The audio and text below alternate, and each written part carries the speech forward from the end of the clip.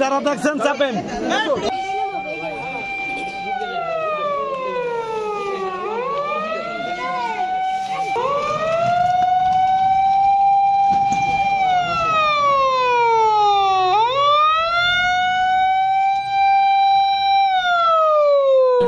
শেষে দেখাটা মা বাবা সন্তানেও দেখে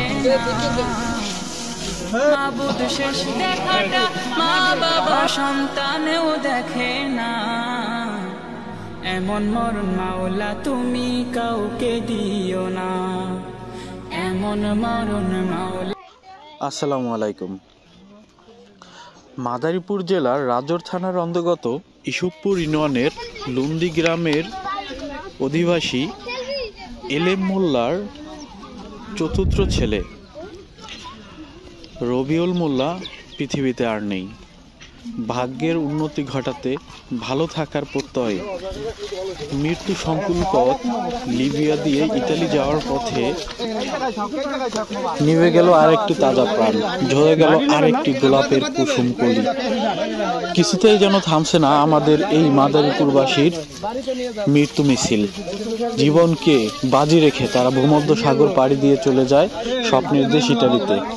তাদের এই উচ্চাকাঙ্ক্ষা আজকের এই হতাহতের কারণ।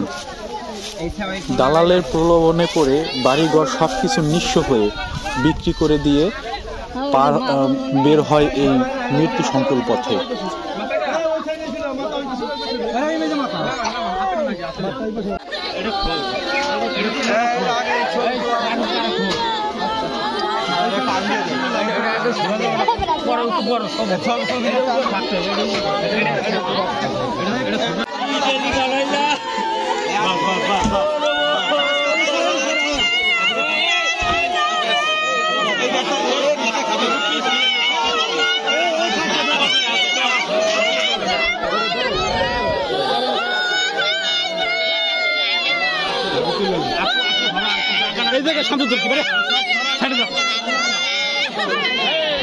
যার চলে যায় সেই বোঝে হাল, বিচ্ছেদে কি যন্ত্রণা, অবুঝ শিশুর অবুঝ প্রশ্ন, কি দিয়ে দেব সান্ত্বনা।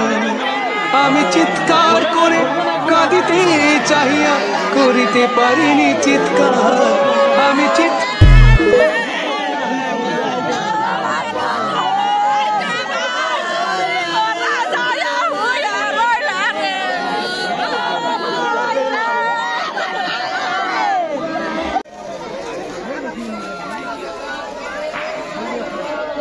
দেখবো জানাজার পরে দেখাইতে পারবো।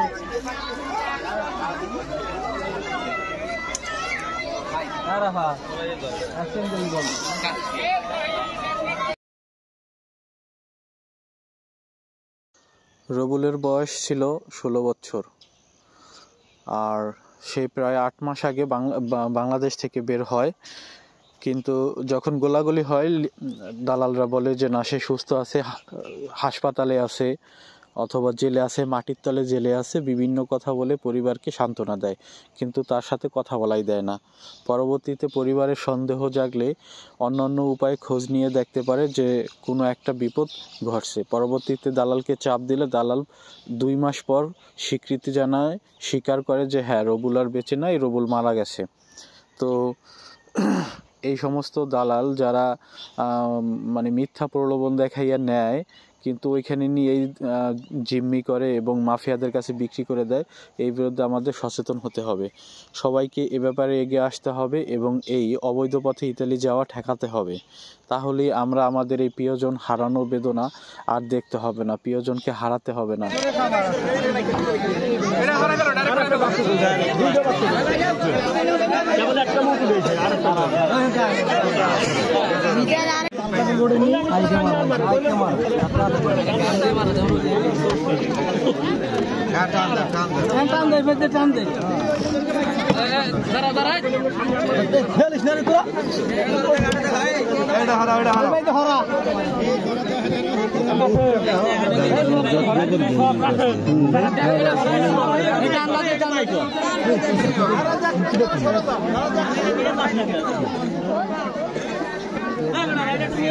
সুন্দর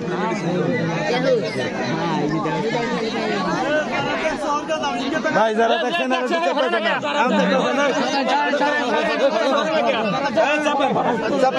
দেখছেন চাপো এই ধরবেন না লেরে পোলা না দেখে এই যারা দেখছেন চাপেন এই আপনারা যারা দেখবেন এদিক দিয়ে অ্যাক্সিডেন্ট লাইন বড় ভাই দুটো সাইডে যান এই সাইড দেন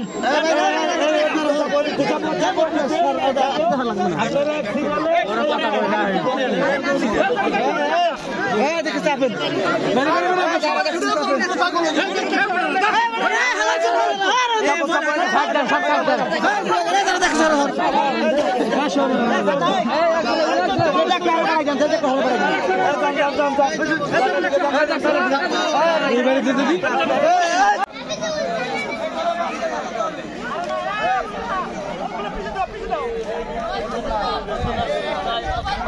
Hey!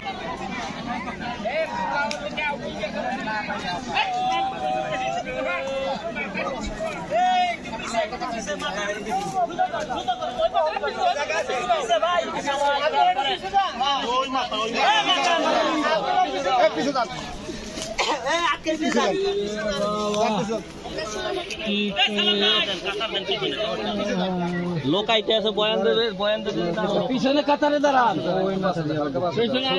সামনের কাতারের থেকে এই কাতার তো বড় হইতে ঠিক আছে পিছনে কাতারে